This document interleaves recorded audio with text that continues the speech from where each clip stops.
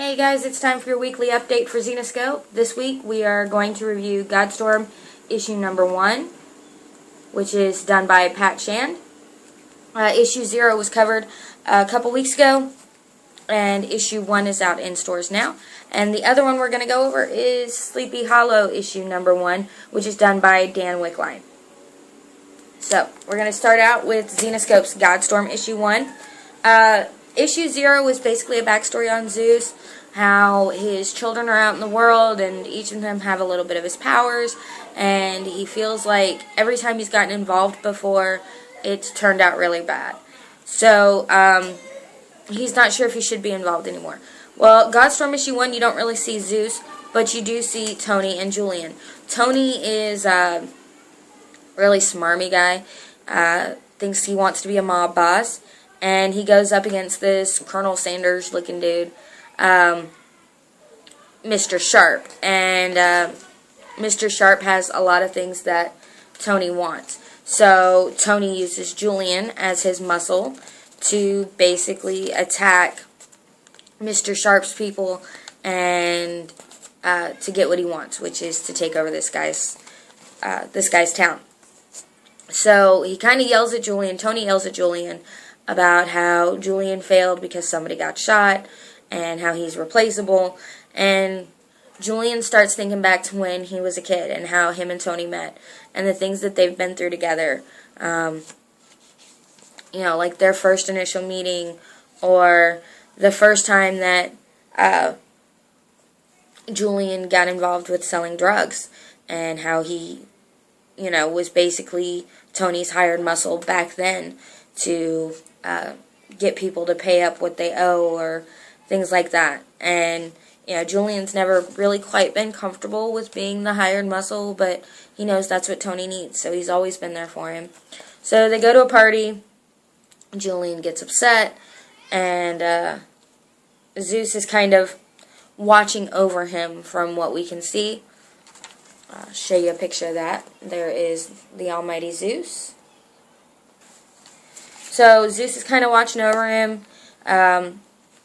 Julian gets stabbed by Mr. Sharp. He pops back up, stabs Julian. Julian grabs him and basically fries him to a little crispy critter. So that freaks Julian out a little bit. But apparently Venus is going to be involved. She's going to try to manipulate Julian, get him out of the, basically drug war that Tony's got him involved in, and get him involved in the war between the gods. So it should be an interesting series. Should be nice to see how it plays out. I definitely want to see Julian get some of his own back. He's kind of been used a lot so far. Just given the background of the series, he's not been appreciated for who he is. So I'd like to see him get some of his own back, and if Zeus can help him, that's pretty cool too. So that's Godstorm issue 1. Pat Shand, you did an awesome job. Looking forward to issue number 2. I want to see Julian really get his own back. So the other one that came out this week is Sleepy Hollow issue number 1 by Wickline.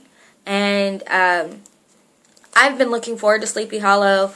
They started hyping up Sleepy Hollow, Robin Hood, Godstorm, all of them at about the same time.